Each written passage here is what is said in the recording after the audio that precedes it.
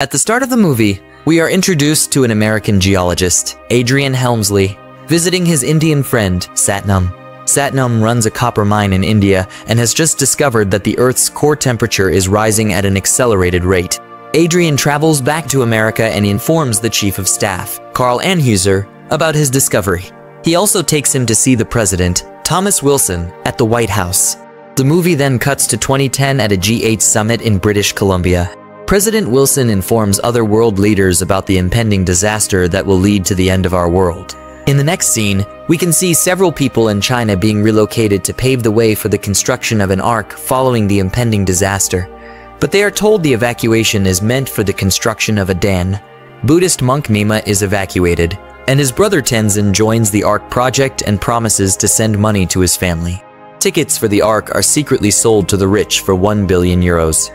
Cut to 2012, writer and limo driver Jackson Curtis is awakened by a minor quake that shakes the house. Jackson is supposed to pick up his kids for a trip to Yellowstone National Park. He gets into his car and drives. When he gets to the house, the kids, Lily and Noah, come out to meet him as well as his ex-wife, Kate. Kate is now living with her plastic surgeon boyfriend, Gordon Silberman. On the way to Yellowstone National Park, Jackson and his daughter sing along and have a good time together. At the park, they get to a restricted area and jump over the fence. As they walk across what used to be a lake, but is now a hot spot, they are intercepted by military personnel. They are taken to meet Adrian. They have a little talk about the book Adrian Reed, which was written by Jackson. They are then escorted by the military to their campsite. Right after the conversation, Adrian receives news from Satnam that the original timeline was off and the impending disaster is to strike sooner. Jackson also meets with conspiracy theorist Charlie Frost. Charlie runs a radio show in the park. At the encampment, Jackson tries to find out more information about the restricted area, but is instead distracted by Charlie, who is live at that particular moment.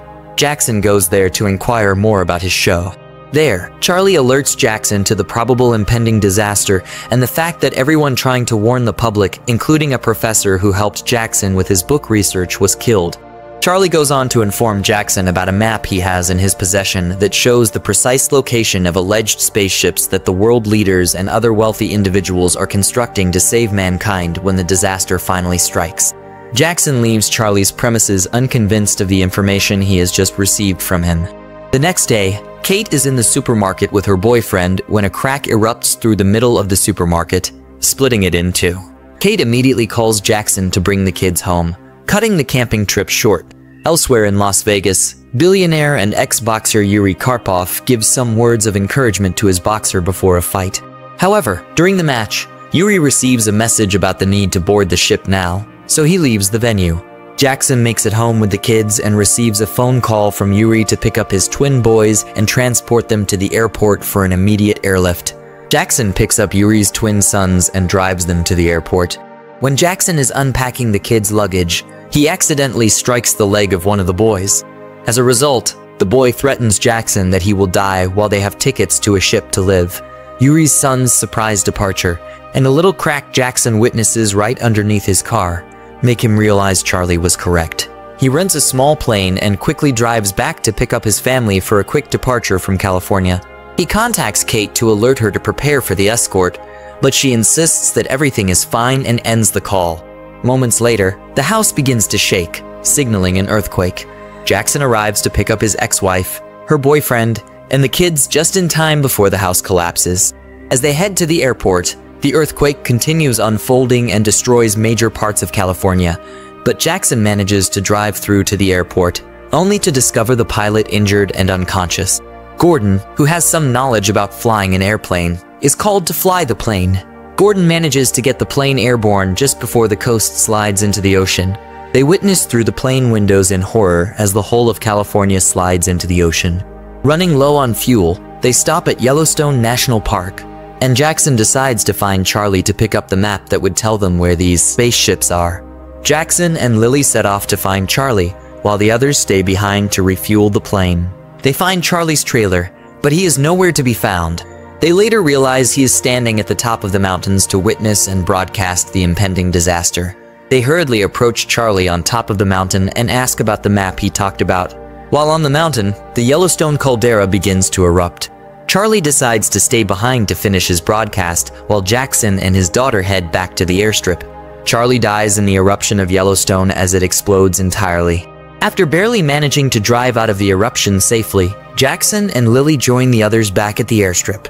Jackson goes back into Charlie's trailer to look for the map, which he later finds, but the trailer is hit and is almost left behind by the others since they thought he was dead. He eventually gets on the plane, narrowly escaping the eruption with Charlie's map. In the plane, they learn from the map that the alleged spaceships are in China and that they will require a larger plane to get there. They land in Las Vegas in search of a larger plane to get to China. In the next scene, President Wilson is seen in a church praying. He is approached by Adrian and Helmsley, and he informs them of his decision to stay behind.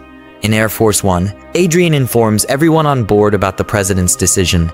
Helmsley takes over as interim president after they get intel that the vice president's chopper crashed and the Speaker of the House has also gone missing. Later, first daughter Laura Wilson connects with her father to find out his decision to stay behind. While President Wilson stays behind in Washington to deliver his last message to the country, Adrian and the rest of the Air Force One crew, including first daughter Laura, go ahead to China. In Las Vegas, Jackson and the others encounter Yuri, his sons, Tamara, his girlfriend, and their pilot, Sasha. As the Yellowstone ash cloud envelops Las Vegas, Jackson, Yuri, and the others take off aboard Yuri's huge cargo plane with Gordon acting as a co-pilot for Sasha. After running out of runway and stopping the plane from colliding with the Eiffel Tower, they make it out of Las Vegas alive and continue their journey to China. In Tibet, the young monk, Nemeth, talks to his elder about the information he received from his brother and is granted permission to take the pickup truck to take his grandparents to where his elder brother is in the mountains. In a global tsunami, many people perish, including President Wilson, who is struck by waves from the Atlantic Ocean. In the air on the Antonov plane, everyone on board discovers that Hawaii, where they intend to land and refill their plane, is up in flames, so they decide to head to the South China Sea. They put on life preservers and prepare for a water landing. Later, they realize that they are actually flying over the Himalayas and decide on a mountain landing. Sasha fights to save the plane from crashing, while the others escape in a Bentley that was kept in the hold. He manages to land the plane on a cliff. However, the plane takes a nosedive off the cliff, killing Sasha. They are now stranded on the snowy mountain, but fortunately, a Chinese Air Force helicopter spots them, but only picks up Yuri and his sons because they have tickets to board the ship, leaving Jackson, his family, and Yuri's girlfriend, Tamara, behind. As Jackson and company walk through the mountains, they come across a pickup truck also heading towards the ships and wave it down to pick them up.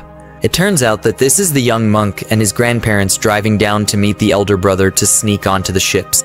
Reaching the Arks, Nemeth talks to his elder brother, Tenzin, about the additional passengers and pleads with him to allow them to come along. Meanwhile, Air Force One has landed and Dr. Helmsley and the first daughter realize that the Arks were constructed to save the heads of state, hand-picked individuals chosen to aid in repopulating the Earth, and those wealthy enough to pay the €1 billion ticket per person. Helmsley and the first daughter are aghast that no one else was given the opportunity to try to make it into the Arks.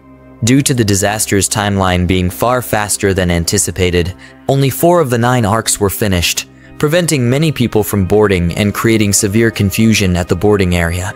Adrian receives a call from his friend Satnam, who couldn't make it to the ark, about the approaching wave coming from the east, which means the second wave will happen sooner than expected within 28 minutes. Outside, Yuri punches a guard, and everyone runs to the docks and screams for help as the ark's gates close shut. Meanwhile, with Tenzin's assistance, Jackson and the others slip away on Ark 4, designated for the US, while Yuri and his kids are still among the people waiting for their turn to board the Ark. Dr. Adrian Helmsley delivers an impassioned speech about letting others onto the Ark by quoting Jackson Curtis' book and eventually convinces everyone to allow everyone else on board. The Arks open the gates, allowing everyone left behind to come in. Jackson and his company, who are in the Ark's engine at that moment, get separated as the gates begin to open for the people left behind. As a result, Tenzin gets injured by the gears in the Ark's hydraulics chamber, and Gordon is also crushed to death. The gate is jammed open by Tenzin's impact driver, which becomes locked in the gears when he gets hurt, preventing the ship's engines from starting. Yuri is stuck underneath the gate until it rises up. Yuri pushes one son up and tosses the other son up, but in doing so, he falls to his death. The tsunami's impact time elapses, and the arks have an impact with it, but are able to withstand it. However, the back of the ark fills with water, and the parked Air Force One, carried by the tsunami, destroys the ark's anchor, causing it to move towards Mount Everest. The flood doors close, trapping Jackson and the stowaways and drowning Tamara. Adrian informs Jackson from the back of the floodgates that if the gears are not cleared for the engines to start, no one will survive in the ark. Jackson volunteers to go back, and eventually, his son Noah follows him to the gears where the welding device was left behind between the gears. Eventually, Noah and his father dislodge the welding device from the gears, allowing the gate to close shut and the engines to start running. Although the ark hits Mount Everest, the impact is minor because the engines start running in reverse. Jackson and Noah return safely. Later, on the 21st day of year 2001, we find that Laura Wilson has just completed reading Jackson Curtis' book, and she and Dr. Helmsley have started dating while Jackson and Kate revive their romance and reunite their family. It is discovered that the floods have receded, and everyone is allowed outside to breathe in the fresh air. It is discovered that Africa has risen in sea level and is the first mass of land to be dry. So the arks chart a course and head to the Cape of Good Hope in the hopes that it will be able to support human life. Thank you for watching.